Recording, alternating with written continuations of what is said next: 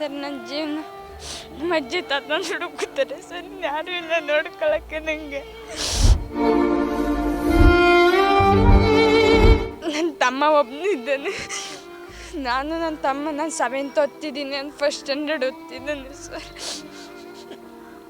ಇದಕ್ಕೆಲ್ಲ ಕಾರಣ ಅವ್ರ ಅಣ್ಣಿಂದ್ರು ಮತ್ತು ಅಕ್ಕಿಂದ್ರು ಅಂತಲೇ ಹೇಳ್ತೀನಿ ನಾನು.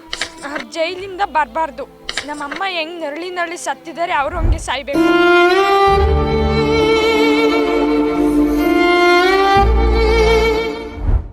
ನಾನು ಹೇಳೋ ತನಕನೂ ಅವ್ರು ಜೈಲಿಂದ ಬಿಡಬಾರ್ದು. ಇಲ್ಲ ನನ್ನ ತಮ್ಮನ ಜೈಲಿಗೆ ಹಾಕ್ಲಿ, ಅವ್ರು ಬಿಡ್ತೀನಿ ಅಂದ್ರೆ, ನಮ್ಮ ಅಪ್ಪನ ಬಿಡ್ತೀನಿ, ಹೊರ್ಗಡೆ ಬಿಡ್ತೀನಿ ಅಂದರೆ ನಾನು ನನ್ನ ತಮ್ಮ ಜೈಲಿಗೆ ಹೋಗ್ತೀವಿ. ಅವರೇ ಚೆನ್ನಾಗಿರಲಿ. ನಾನು ಇಷ್ಟಪಡಲ್ಲ, ಯಾವತ್ತೂ ನೋಡಲ್ಲ. ಅವ್ರು ಸತ್ರು ಹೋಗಲ್ಲ ನಾನು ಅವ್ರ ಮುಖ ನೋಡೋಕ್ಕೆ.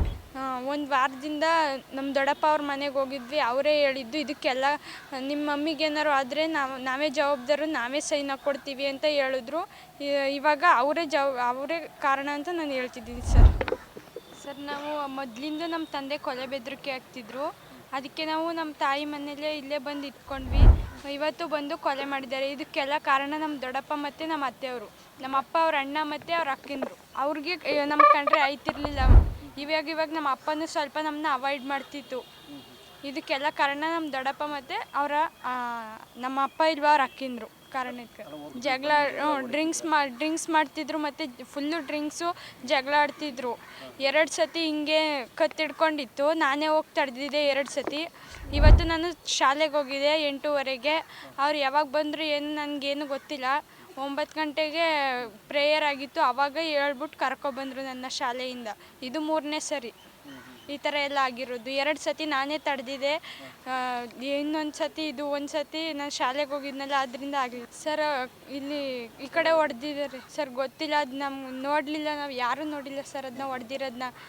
ಆಮೇಲೆ ಅವರು ಮಾರ್ಕ್ಸ್ ಹಾಕೊಂಡು ಹೊಡೆದಿರೋದು. ಅದನ್ನು ಹೋಗಿ ಆಮೇಲೆ ಗೊತ್ತಾಗಿರೋದು ಹೊಡೆದ್ಬಿಟ್ಟು ಸಾಯಿಸಿದ್ದಾರೆ ಅಂತ. ಇಲ್ಲೆಲ್ಲ ಫುಲ್ಲು ಬ್ಲಡ್ ಆಗಿದೆ. ಅವ್ರಿಗೆ ಹೊಡೆದಿದ್ದಾರೆ, ಇಲ್ಲಿಗೆ ಹೊಡೆದಿದ್ದಾರೆ ಕಪಾಲಕ್ಕೆ. ಅದಕ್ಕೆ ಅವರು ಜೀವ ಹೋಗಿದೆ. ಸಾಲ ಎಲ್ಲ ಇತ್ತು ಸರ್, ಅದ್ರ ಬಗ್ಗೆ ನಾವೇನು ಇದು ಮಾಡ್ತಿರ್ಲಿಲ್ಲ. ಅವ್ರ ಸಾಲ ಅವ್ರು ಇದು ಮಾಡ್ಕೊಳ್ಳಿ ಅಂತ ಸುಮ್ಮನೆ ನಾವು ಪಾಡಿಗೆ ನಾವು ಇದ್ವಿ ಸರ್. ಇವಾಗ ತುಂಬ ಜಾಸ್ತಿ ಆಗಿದೆ. ಡ್ರಿಂಕ್ಸ್ ಮಾಡಿಕೊಂಡು ಫುಲ್ಲು ಬೈತಿದ್ರು, ಹೊಡಿತಿದ್ರು. ಆದರೂ ನಾವು ಇದು 3ನೇ ಸತಿ ಸರ್ ಇದೆಲ್ಲ ಆಗಿರೋದು. ಸಾಲ ತುಂಬಾ ಇತ್ತು. ನಾವು ಸ್ವಲ್ಪ ತೀರಿಸಿದ್ವಿ, ಆಮೇಲೆ ಆಗಲಿಲ್ಲ ನಮ್ಮ ಹತ್ರ. ಅದು ನಾವು ಪಾಡಿಗೆ ನಾವು ಇದ್ವಿ. ಆಮೇಲೆ ಅವರು ಪಾಡಿಗೆ ಅವ್ರು ಇದ್ದರು.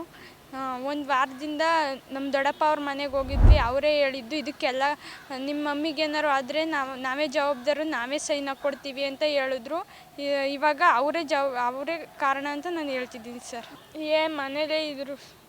ಅಜ್ಜಿ ತಾತ ಕೆಲ್ಸಕ್ಕೆ ಹೋಗ್ತಿದ್ರು. ನಮ್ಮನ್ನ ಶಾಲೆಗೆಲ್ಲ ಕಳಿಸ್ಬಿಟ್ಟು ಅವರು ಮನೇಲೇ ಇದ್ರು. ಅಜ್ಜಿ ಮನೇಲಿರೋದು. ಮೊದಲು ಕೋಳಿ ವ್ಯಾಪಾರ ಮಾಡ್ತಿದ್ರು. ಇವಾಗ ಏನು ಮಾಡ್ತಿದ್ದಾರೆ ಗೊತ್ತಿಲ್ಲ. 2 ವರ್ಷ ಆಯಿತು. ಶಾಲೆಗೆ ಬಂದು ನಮ್ಮನ್ನು ಮಾತಾಡ್ಸ್ಕೊಂಡು ಹೋಗ್ತಿದ್ರು ಅಷ್ಟೇ. ಅಮ್ಮನ್ನೇನು ಮಾತಾಡಿಸ್ತಿರ್ಲಿಲ್ಲ.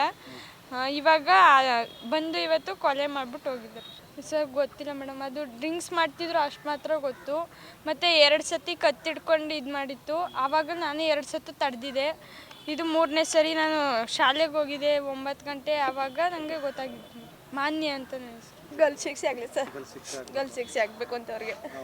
ಒಂದೇ ತಟ್ಟೆ ತಿಂದವರು ನಾವು. ನಮ್ಮ ದೊಡ್ಡಪ್ಪನ ಮಗಳು ಅಂಥವ್ರು ಆಚೆಗೆ ಬರಬಾರ್ದು. ಸಣ್ಣ ವಿಷಯ ಇದ್ರು ಇದೇ ಥರ ಕಷ್ಟ ಇದೆ ಅಂತ ಹೇಳ್ಕೊತಾ ಇದ್ದೆ. ನಾನು ಫೇಸ್ ಮಾಡಿ ಹೇಳ್ತಾ ಇದ್ದೆ, ಹೋಗು ಸಂಸಾರ ಚೆನ್ನಾಗಿರುತ್ತೆ ಅಂತ ಹೇಳ್ತಾ ಇದ್ದೆ. ತೀರಾ ಇದು ಬಂದಾಗೆ ಬ್ಯಾಡ್ಲೇ ಬೇಡ, ಸಾಯಿಸೇ ಬಿಡ್ತೀನಿ ಅಂತಂದ್ಬಿಟ್ಟು ಹಿಂಗೆ ಮೊದಲು ಸರಿ ಹೇಳಿದರು. ಮತ್ತು ನಾನು ಹೇಳಿದ್ದೆ ಅವಳಿಗೆ, ನಿನ್ನ ಗಂಡ ಈ ಥರ ಅಂತಿದ್ರಂತೆ, ಹೋಗ್ಬೇಡ ಅಂತಂದ್ಬಿಟ್ಟು ಹೇಳಿದ್ದೆ ನಾನು. ಆಯಿತು, ಇಲ್ಲ ನಾನು ಹೋಗಲ್ಲ ಸುಮ್ಮನಿರು ಅಂತ ಹೇಳಿದ್ಲು. ಬೆಳಗ್ಗೆ ನನಗೆ ಫೋನ್ ಬಂದಾಗೆ ನನಗೆ ಗೊತ್ತಾಗಿದ್ದು. ನೆನ್ನೆ ತಾನೇ ಮಾತಾಡಿಸ್ದೆ. ಬೆಳಗ್ಗೆನೂ ನೋಡ್ಬಿಟ್ಟು ಬಂದೆ ನಾನು ಅವಳನ್ನು. ಅದನ್ನು ನೋಡಲಿಲ್ಲ ಸರ್ ನಾನು. ನಾನು ಕೆಲ್ಸಕ್ಕೆ ಹೋಗಿದ್ದೆ. ನಾನು ಕೆಲಸ ಮಾಡೋ ಹತ್ರ ನೀನು ಮಾಡು ಬಾ ಅಂತ ಹೇಳ್ತಾ ಇದ್ದೆ ನಾನು. ಸುಮ್ಮನಿರು ಸ್ವಲ್ಪ ದಿನ ಬರ್ತೀನಿ ಅಂತ ಇದ್ಲು. ಈ ಥರ ಆಗೈತೆ ಹೇಳ್ತಾ ಇದ್ಲು ಮೇಡಮ್. ಹಾಲದ್ದೇ ಅವ್ರಿಗೆ ಜಾಸ್ತಿ ಸಾಲ ಮಾಡಿಬಿಟ್ಟಿದ್ರು ಅವರು. ಅದಕ್ಕೆ ಅದನ್ನ ಟೆನ್ಷನ್ನು ತೀರ್ಸು ಅಂದರೆ ಎಲ್ಲಿಂದ ಮಾಡೋಕ್ಕಾಗತ್ತೆ ಅಂತ ಹೇಳ್ತಾ ಇದ್ಲು. ಅದೆಲ್ಲ ತಗೊಟ್ಟು ಹೆಂಗೋ ಹಂಗೆ ಮಾಡಿ ಪಾಪ ಅವ್ರ ಚಿಕ್ಕಮ್ಮ ತೀರಿಸ್ಕೊಟ್ರು ಪಾಪ. ಹಂಗೆ ಮಾಡಿ ಅದಾಗೆ ಅಲ್ಲಿ ಇದ್ದಷ್ಟು ಹೊಡಿತಾ ಇದ್ರು. ಮನೆ ಆಚೆಗೆಲ್ಲ ಹಾಕಿದ್ರಂತೆ. ನಮ್ಗೆ ಅವೆಲ್ಲ ಗೊತ್ತಿರಲಿಲ್ಲ. ಫೋನ್ ಮಾಡಿ ಹೇಳಿದಾಗೆ ಗೊತ್ತಾಗಿತ್ತು. ಬಟ್ ಇವಾಗ ಆ ಥರ ಇಲ್ಲೇ ಇದ್ದಿದ್ದು ಬಂದು 2 ವರ್ಷ ಆಗಿತ್ತು. ಅವ್ರು ಬಂದು ಬೆಳಗ್ಗೆ ಆ ಥರ ಇದಾಗಿತ್ತು ಅಂತ ಫೋನ್ ಬಂದಿತ್ತು. ಆವಾಗಲೇ ನನಗೆ ಗೊತ್ತಾಗಿದ್ದು ಕಾವ್ಯ ಅಂತ.